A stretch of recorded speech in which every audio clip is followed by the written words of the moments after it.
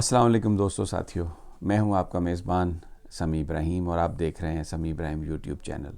آج بدھ ہے اور 15 جنوری سن ہے 2020۔ 3-4 بڑے اہم ایشوز ہیں۔ فیصل وابڈا جو بوٹ لے کر آئے، کیا وہ صحیح تھا یا غلط؟ ایک بحث چل رہی ہے، کس کی عزت ہوئی، کس کی سبکی ہوئی، یا جو پولیٹیکل میسیج انہوں نے دیا وہ صحیح طریقے سے ریسیو ہوا ہے یا نہیں، اس پر بات کریں گے۔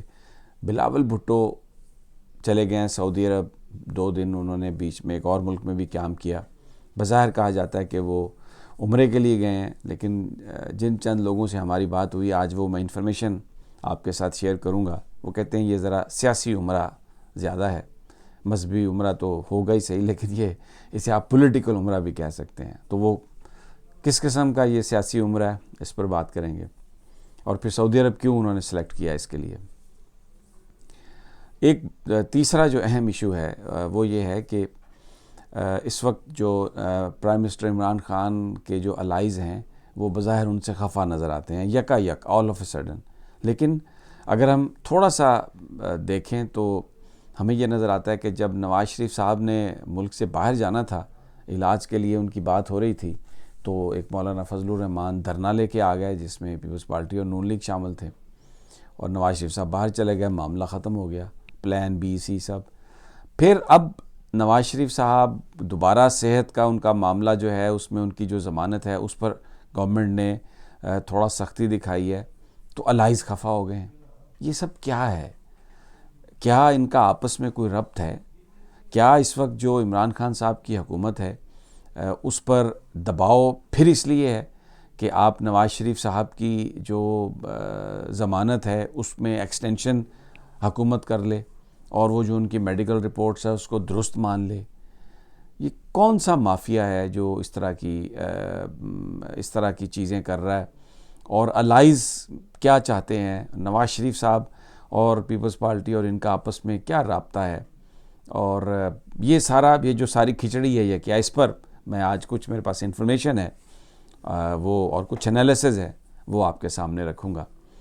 لیکن ان تمام موضوعات پر بات کرنے سے پہلے میں جو ہمیشہ آپ سے درخواست کرتا ہوں کہ آپ اگر ابھی تک اس یوٹیوب چینل کو آپ نے اگر نہیں سبسکرائب کیا تو آپ سبسکرائب کر لیں، اور اس بیل آئیکن کو بھی کلک کر لیں تاکہ جیسی ویڈیو میں اپلوڈ کروں آپ تک پہنچ جائے۔ لائک بھی کریں، اس کو شیئر بھی کریں، اور اس کے ساتھ ساتھ آپ ہمیں فیڈ بیک ضرور دیں۔ آپ کا فیڈ بیک ہمارے لیے بہت اہم ہے۔ اب آ جاتے ہیں خبروں پر، آ جاتے ہیں۔ سب سے پہلے تو کہ کیا تعلق ہے اس بات کا کہ جب بھی نواز شریف صاحب کی ضمانت کا کوئی معاملہ آتا ہے یا ان کے باہر جانے کا معاملہ آتا ہے، ان کی صاحبزادی کی ضمانت کی بات آتی ہے، تو کبھی اپوزیشن آ جاتی ہے دھرنا دینے کے لیے، اور کبھی جو الائز ہیں وہ ناراض ہو جاتے ہیں۔ جیسے ہی یہ معاملہ سارٹ آؤٹ ہوتا ہے نون لیگ کی مرضی کے مطابق، تو تمام چیزیں جو ہیں بالکل جھاگ کی طرح نیچے بیٹھ جاتی ہیں۔ ان کا آپس میں کیا رابطہ ہے؟ تھوڑا سا ذرا میں کچھ فیکٹس آپ کے سامنے رکھوں گا۔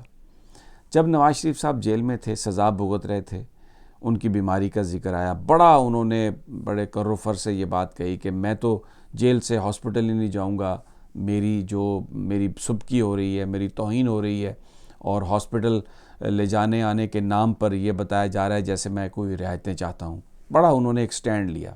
لیکن دوسری جانب مولانا فضل الرحمان جو نواز شریف صاحب کے اتنے زبردست الائی اور ان کے بغیر کوئی پولیٹیکل فیصلہ ہی نہیں کرتے، وہ اپنے دھرنا انہوں نے کہا، اعلان کیا، اور وہ دھرنا لے کے اسلام آباد آ گئے۔ نواز شریف صاحب جو پہلے بالکل بہت دھرنے میں اس طرح تھے کہ وہ شریک تھے، اور وہ کیپٹن صفدر ان کے پیغام لے کے آ رہے تھے، اپنی پارٹی پر بھی وہ نہیں کر رہے تھے اعتماد اس حوالے سے، اور ان کے جو اپنی سٹیٹمنٹس ہیں اس میں یہ تھا کہ وہ اور مولانا فضل الرحمان یک جان دو کالب ہیں، اور جو پولیٹیکل موومنٹ مولانا فضل الرحمان کی ہے نواز شریف صاحب اس کو سپورٹ کریں گے۔ لیکن جب وہ دھرنے کا وقت آیا تو کچھ چہمگوئیاں ہوئیں، اور نواز شریف صاحب کی ہدایت پر شہباز شریف صاحب صرف تقریر کرنے کے لیے گئے، اور پھر جب دھرنا جاری تھا تو اس میں شریف خاندان نے بہت سارے مسلم لیگ نون کے جو ایم پیز یعنی ممبر اسمبلی جو جاتے تھے وہاں پر دھرنے میں خطاب کرنے کے لیے، ان کو روکا کہ بس ایک دن خطاب ہم نے کر لیا، اب آپ کو بار بار جانے کی ضرورت نہیں ہے۔ پیپلز پارٹی کے لوگ البتہ آتے رہے. وہ دھرنا جو ہے چل ہی رہا تھا کہ نواز شریف صاحب کا جو یہ باہر جانے کا معاملہ ہے اس میں ایک عدالتی فیصلہ آیا، اور جس پر وہ دھرنا مولانا فضل الرحمان نے یک یہ کہہ دیا کہ جناب اب ہم پلان بی پہ جا رہے ہیں، پورے ملک میں ہم جلوس نکالیں گے. ایک آدھ دن انہوں نے 2-4 جگہوں پہ نکالا، پھر اس کے بعد وہ پلان بی بھی ختم ہو گیا، پھر پلان سی بھی ختم ہو گیا. ایک طرح سے ٹھنڈ پروگرام ہو گیا اور نواز شریف صاحب ملک سے باہر تشریف لے گئے. اب جو 8 ہفتے کی ان کو 4 ہفتے کی جانے کی اجازت ملی تھی اور 8 ہفتے کی ضمانت تھی، اس کا جب ٹائم ختم ہوا اور عدالتی حکم کے مطابق یہ تھا کہ انہوں نے اپنی میڈیکل رپورٹس دینی ہے. اب پنجاب گورنمنٹ نے اور پرائم منسٹر نے خاص طور پر جو نواز شریف صاحب کی تصاویر آئیں اور جس حوالے سے پیچھے بات چل رہی تھی، پچھلے 5-7 دنوں میں انہوں نے اس بات کی انویسٹیگیشن کرنے کی کوشش کی. مریم نواز صاحبہ کا نام ECL میں ڈالا گیا، تو اس پر ہم نے یہ دیکھا کہ ان کے جو الائز ہیں وہ خفا ہونا شروع ہو گئے. سب سے پہلے MQM پاکستان نے استعفیٰ دیا، ان کے وزیر نے خالد مقبول صدیقی صاحب نے، اور اس میں یہ کہا کہ وہ اب وزارت میں نہیں بیٹھ رہے. خان صاحب نے انہیں بلایا بھی اسلام آباد، لیکن وہ نہیں آئے. دوسری جانب ہم یہ دیکھتے ہیں کہ مسلم لیگ کاف، طارق بشیر چیمہ صاحب ان کے منسٹر ہیں، وہ بھی کابینہ میں نہیں آئے، اور دبے الفاظ کھلے الفاظ میں چودھری صاحبان نے بھی کچھ تحفظات کا اظہار کیا، لیکن طارق بشیر چیمہ تو بالکل اوپنلی آئے اور انہوں نے کہا کہ جی ہم 1.5 سال سے ہمارے ساتھ کسی معاملے پر بھی حکومت نے مشاورت نہیں کی. پھر اس کے ساتھ ہی مینگل صاحب جو پچھلے کچھ عرصے سے تھوڑی بہت گفتگو کر رہے تھے، انہوں نے بھی کہا جی کہ ہم نے تو اب اپنا 19 جنوری کو اجلاس بلا لیا اور اس کے بعد ہم فیصلہ کریں گے. تو یہ سب کچھ یہ کیا ہے؟ اس کا تعلق نواز شریف صاحب کے باہر جانے سے، ان کی ضمانت سے یا ان کی صاحبزادی کی ضمانت سے ہے. جب بھی عمران خان صاحب احتساب کے حوالے سے کھل کر بات کرتے ہیں اور اپنی وہ جو پوزیشن ہے اس کو انہوں نے تبدیل نہیں کیا، تو ہیلے بہانوں سے ان کی جو حکومت ہے اس پر اس طرح کی ایک سچویشن کریٹ کی جاتی ہے کہ جو وہ کام کرنا چاہ رہے ہیں، جس طرف وہ جانا چاہ رہے ہیں، اس کی بجائے وہ دوسرے معاملات میں گر جاتے ہیں. اور اس میں یہ ایک بڑی سوچنے کی بات ہے. وہ کون لوگ ہیں؟ یہ بتایا جاتا ہے کہ بڑے مالدار لوگ ہیں، بزنس کمیونٹی کے لوگ ہیں، ان میں جو پاکستان کے جو سول ادارے ہیں ان کے لوگ بھی اس میں ہیں، شامل ہیں. ایک گٹھ جوڑ ہے ان لوگوں کا جو اس ملک میں احتساب نہیں چاہتے، جو اس ملک میں آگے اور ترقی کے نام پر ان کرپٹ لوگوں کو معاف کرنا چاہتے ہیں. عمران خان ڈٹے ہوئے ہیں، اکیلے ہیں. ان کی جو اس وقت جو صورتحال ہے، پورا پاکستان، عوام تو ان کے ساتھ ہیں. تحریک انصاف کے ورکرز بھی اگرچہ کچھ خفا بھی ہیں، لیکن عمران خان کی جو گورنمنٹ ہے اس کے وہ ساتھ ہیں. عمران خان کی انٹیگریٹی پر کوئی سوال نہیں اور وہ ان کے مکمل طور پہ ساتھ کھڑے ہیں.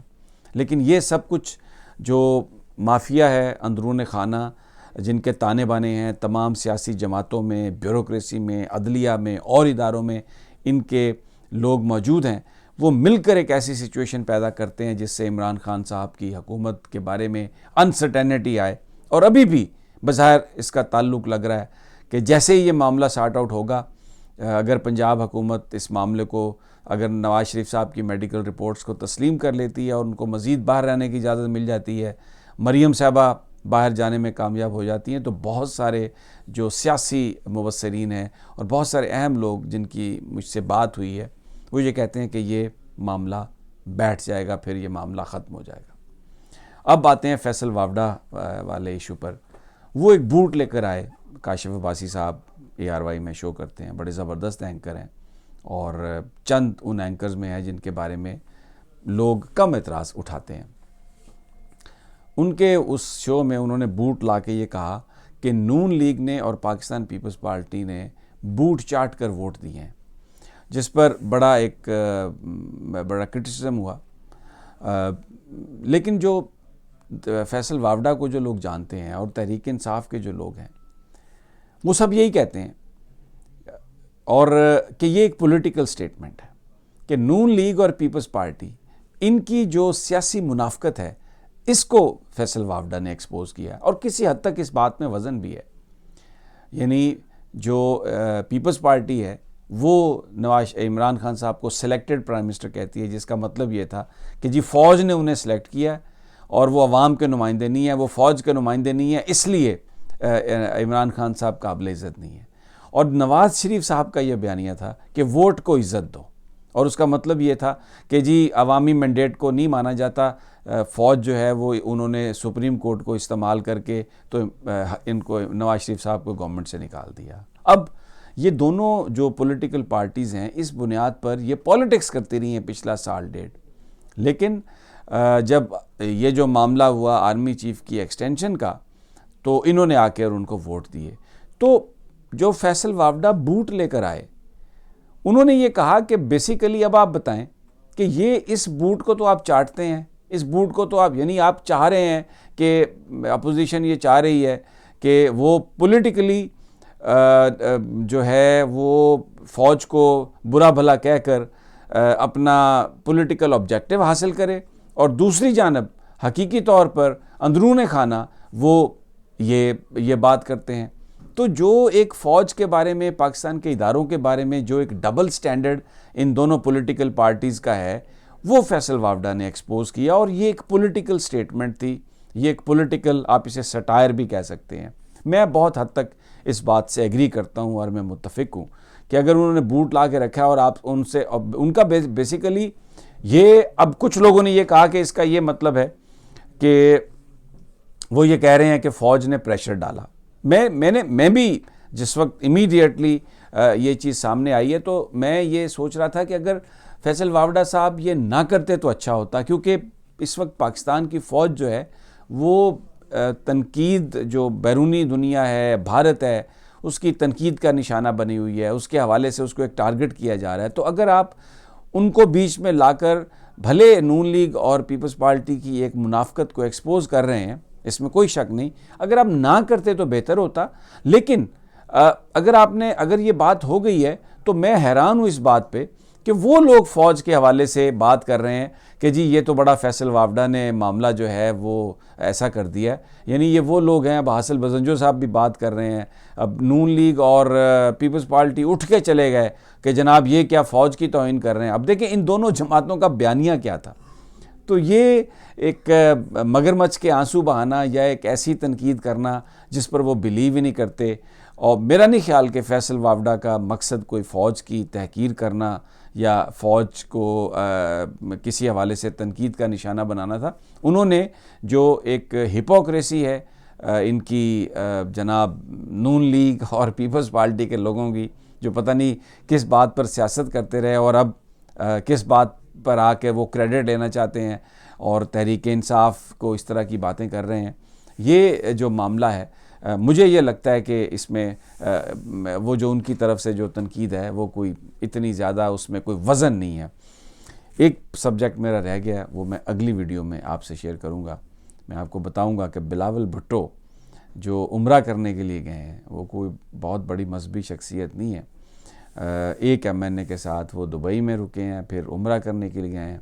اگلی ویڈیو میں آپ کو بتاؤں گا کہ وہ کس سے ملاقاتیں کر رہے ہیں، کیا ان کا ایجنڈا ہے اور سعودی عرب میں کیا وہ حاصل کرنا چاہتے ہیں. اور یہ جو عمرہ ہے یہ سیاسی عمرہ بھی ہے اور وہی اس کا مین پرپس تھا. تب تک اجازت دیجیے، اللہ نگہبان.